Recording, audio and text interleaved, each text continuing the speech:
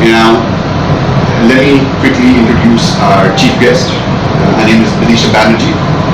She is, hold your breath, the head of talent development of the Future Group. Now, the Future Group is a household name. At the same time, I want to just talk about two figures about that group that will just shock all of you. So the Future Group has 45,000 employees, and it has a market capitalization of 15,000 crores. And the way the market's going, I won't be surprised if that doubles within a year. Okay, so please put your hands together for Mr. Banerjee. Thank you very much. Thank you. It's a pleasure. Over to you. Good morning, everyone. And when Dharmendra invited me, I met him a few years back, and he always stayed with me that he's doing some great work. I wanted to be here with you guys in spite of it being a working day today. I've come here to be with you. And I won't really take too much of time. What I really wanted to share with you about why I love my job and why I've been in training all my life. And the reason is the whole passion for learning. So a couple of months back, I thought I'm going to interview a few people within our organization to really understand what makes a successful person, versus what does not. And so I decided that I would interview people across the ranks, across the grades within the organization. So I spoke to CEOs who've been with Future Group for 16 years. I spoke to team leaders who actually sell at the shop floor. I spoke to people who are actually business heads. I spoke to people who run HRs inside stores. And there was one thing that came across with every individual that I interviewed. Any idea what that is? Any idea? One thing that everybody said that, probably I realized later had made them successful in their role. And that was really the whole passion for learning. And that's when I realized, just last week I was in Bangalore to meet the CEO of Central. He's about 50 years old, and he's been with the organization for the last 16 years. He told me about this whole concept that he wants to drive in business, which is to do with customer experience, brand experience. And he said, Bidisha, I really want you to help me formulate the whole strategy for the entire business. But I want you to start training with me. I want you to first start with me. I want to learn, because it's been a while I've gone back to a classroom. It's been a while where I've been mentored. So I want to start with me, and then we can, handle everybody else. And why I'm telling you this is, that was the one core differentiator between people who were successful and people who were not. Is I think I might just call it a lifelong learner. Somebody who believed that every day, no matter how big you get, no matter what job you're doing, reinventing your role, reinventing your job is something that successful people do very well. There's this movie, I don't know if you've heard of it, it's called Hidden Figures. Did you hear about it? Yeah. It's a very fascinating movie, so if you haven't heard about it, maybe during break, Google it. It's actually was running in the theaters just very recently, and I happened to watch it. I was absolutely intrigued by the movie. It's about these three women, very Hidden Figures. It's about three women, and I think Kathleen, Dorothy, and Mary, their names. And so it's about their character, about how they were working with the NASA, and how they really, so women, and they were from the black community. So two things were against them, two things which were very unconventional. The fact that they were women working in NASA, the fact that they were colored, right? So what really stood out for me in the movie is this is one character called Dorothy, right? And so there are these three women working, and one is a scientist, one wants to be an engineer, and one is really a supervisor. So at that time, computers didn't exist. So she was a supervisor for a whole bunch of women who were called the human computers, right? And one fine day in NASA, these huge IBM servers arrived, right? And they realized that my job's going to get stagnant. I'm not going to have a role going forward, because what I can do in like 5 hours, this machine can probably do in 15 minutes. So we won't have a job left.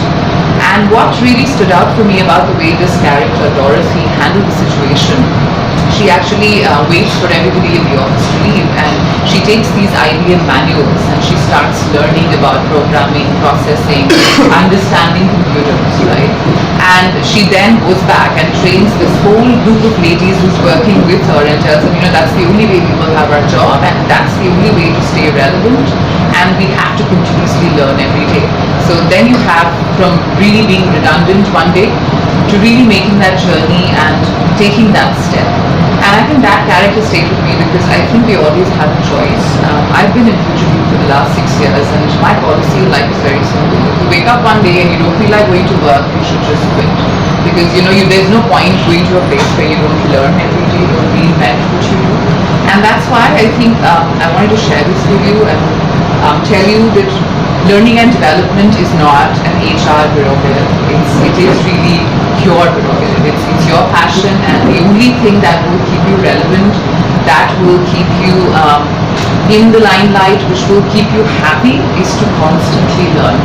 And very rightly, like Dharmendra said, you will probably forget what I'm saying, you'll probably forget what Dharmendra just said, unless you use this in some way. So my submission to you is that today there's really no excuse to say I can't learn or I don't have the time. You don't have time to read a book, fine, get an audiobook. You don't have time to get an audiobook, watch a podcast. You don't have time to do that, get a webinar. You don't have to do that, get a coach. You don't have time to do that, meet new people, come for seminars, take a course.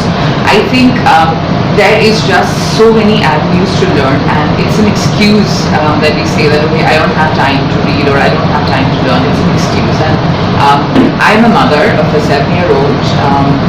I just finished a 2-year course in Masters in Design Thinking, which was weekend classes. Okay, I also learned cooking. I also have a full-time job, and I also take care of my health, so I walk regularly, go to the gym, and all of that, right? So honestly, I figured it out.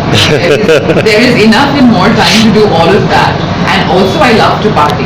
Okay, so every Friday and Saturday I do go out, and I love to have a nice glass of sangria. So I managed to do all of that. You just need to know what to prioritize, and you just need to ensure that every interaction that you have every day with people, learn something from that person. I have very high regards for Dharmendra. I was just telling him that I usually don't go to any HR seminar. He says, yeah, I never really see them because I'm like, they're so boring. They're so conventional. I don't want to be there, but I chose to come here today because I think the kind of work he and Rishi are doing really makes a lot of difference. I follow them closely on Facebook, and I believe that, people who think differently, people who think big, people who have the passion to follow their dreams are really people who will be successful and stay happy. So I'm really looking forward to today's session and interacting with you guys and with Dharmendra and Rishi as well. So thank you very much for having me over. Thank you so much. Thank you. Bidisha, do you want to talk a little? Okay, success secrets. Actually, Dharmendra knows about this. A couple of years back, actually, I had a major health issue. So one fine day, I started kind of bleeding from my nose, right? So I thought maybe it was just something, and maybe it's a small pain, it's nothing big, and I kind of ignored it like we would always do. And I started getting these really massive headaches. So I realized, I said, okay, pop a Saradon, like what we usually do, ignore it for a while, and then it got unbearable. So it went on like I would get headaches for like days together, and I wouldn't be able to move. So I thought, okay, maybe migraine. So I went to a neurologist, got all the tests done, everything was fine. So, but it was getting to a point where I wasn't able to function. So I wasn't able to drive, I wasn't able to read, I wasn't able to sleep. So the headaches lasted that much, and I was constantly like having trickles of blood through my nose. So finally somebody said that, why don't you get a check for your heart? Because sometimes apparently if you have an issue with your heart, it kind of also affects your brain. So maybe that's why. So I decided to go to a cardiologist, and guess what? I was diagnosed with a huge hole in my heart area at the back of my heart, which is very difficult to. When you do a normal 2D echo, it doesn't get caught because it's at the back of your heart. So you do another complicated test, and I found out one day before my birthday. So I found this out on 17th of January, and I'm the only child to my parents, and I have a 7-year-old daughter, then 5, and a very loving husband. So everything kind of came to a standstill, right? So that's like a moment of truth, because the doctor told me that actually nobody wanted to get me operated because it was a very complicated case, and it was congenital, so I've always had it, but I did not know about it through my life, right? So finally, the good doctor, Rishi, had decided to get me operated, and I was fine, but I went through a lot of issues. So when I got done with my surgery, I had a 12-hour surgery, I was on a ventilator, pacemaker, I was comfortable for a month. And really at that time, I got a lot of time to think, because when you have a ventilator and a pacemaker, you really can't speak. So because usually at trainers and HRs, we tend to speak a lot. Right? So for those 15-20 days that I was in the ICCU, I really didn't speak much, because they take the ventilator out for a few seconds in the day. And I got so much time to think, and I realized that, life really is very unpredictable. And till that day, till that incident happened in my life, I would always think, kal karenge, I'll do it tomorrow. Tomorrow is another day. Everything is fine. I would somewhere have a very lax attitude, saying that it's fine. It's just, I'll be nice to somebody else, or I'll call this friend tomorrow, or I'll learn this tomorrow. I can always catch up next weekend. And I realized that you never know when it's your last, because I was very, very gravely ill, okay, and there was really, because one side of my heart wasn't functioning, it came to a point that even if I were to be going back home, I would have to constantly live with the pacemaker, and I was too young to do that. And so the doctor came and told me that, this is it, and maybe if you have to send you home, you've been here for almost a month, to send you home, we put you onto the pacemaker. But trust me, that entire night I did not sleep, because having a pacemaker at the age of 30-something is really kind of detrimental, because you can't do a whole lot of activities in life.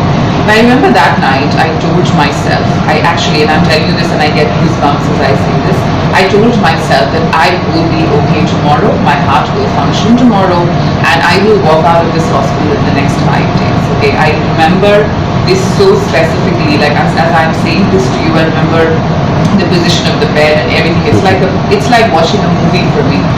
I remember saying this to myself, and I went to sleep, and I woke up. And the next morning, the nurse wakes you up really early in hospital. They come and wake you up at like 5:36 in the morning, and there was nothing, so your pacemaker is connected to a monitor, right? So there was nothing, and I said, oh my God, but I know I'm going to get better today. I kept telling her, today my heart's going to function, and she was really kind, and she said, I know, be patient and be nice. And I took an afternoon nap, and then suddenly I remember waking up, and with my doctor and 3 other doctors and the nurses all around me, and they were like, what, while you were sleeping, your heart, the side that was not functioning, has started functioning, okay? There's a blip, that's what they call it. It's like the first sign of a heartbeat there, and it started to function.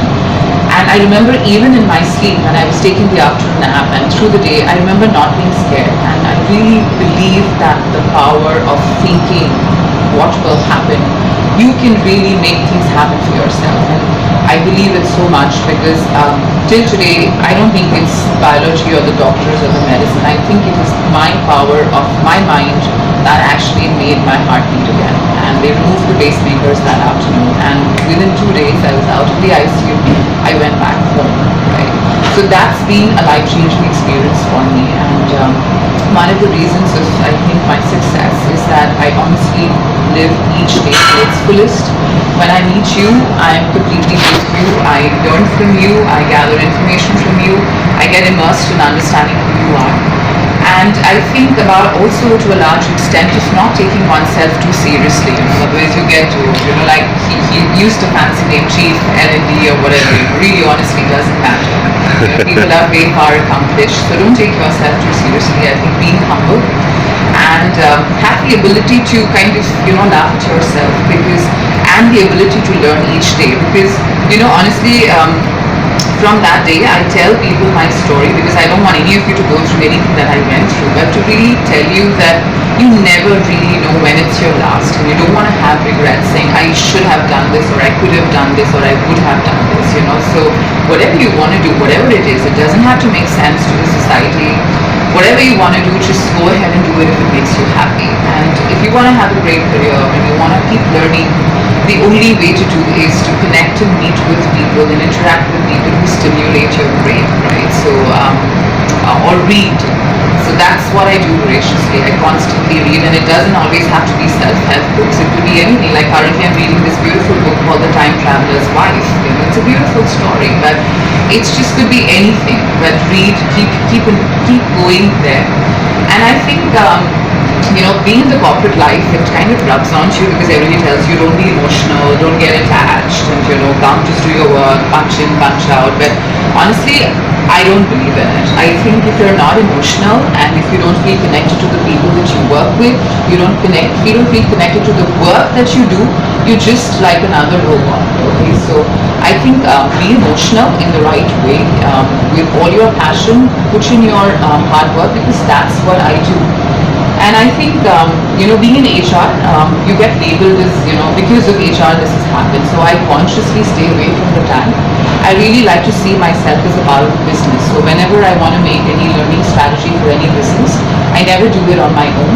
I kind of sit with business heads and always sit with people who are actually decision makers. So I sit with business heads, I really understand what their pain points are, what's the vision that they're trying to drive, and then formulate a learning strategy based on that. So, sponsorship of business is extremely important because I've seen some people fail in L&Ds because they kind of drive their own agenda and they expect business to kind of get in and ride on that. It just doesn't work.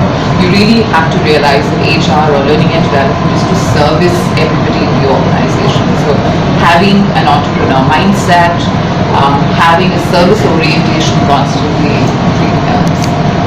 And I think the last thing that I would say is that honestly, you've got to love what you do because when you love what you do, you will honestly excel at it. So I knew right from my college days that I wanted to do something with training. And at that time in 2001 when I graduated, nobody even heard of learning and development. It was like an alien thing. So my parents thought, so much money, sent her in convent school, did an MBA, all gone for a waste. So I still remember today, my parents are really proud that they still don't understand what I did. So when you say learning and development or HR, is because I was very sure this is what I wanted to do and I'm really happy doing my job. So whatever you all are doing, if you're not happy doing it, just quit and do something that you think will make you happy, and trust you me, you really will excel at it. Yeah, I don't think I want to take any more time, Dharmendra. I think I've spoken more than my stipulated time. And thank you again. And I love this field. I think this place is so cool. Thank you so much. Thank you. Can we just have you back for just a few seconds? And then I want to invite Ashutosh Mishra, who is the author, the proud author of his latest book, Happiness is All We Need, to give her a small gift. So, it's so perfect, right? I just spoke about I'd like to take this opportunity to present the book also to Bidisha. So Any more actually he says, so maybe there was a bit of telepathy in what I've written. And writing is my passion. I'm a full-time banker. I work with ANZ Bank and the Global Markets Head. But writing is my passion, and I took last 3-4 years to write this book in this shape. And it's actually, whatever she said has actually come true when I did my book in this book. Wow. excellent. That is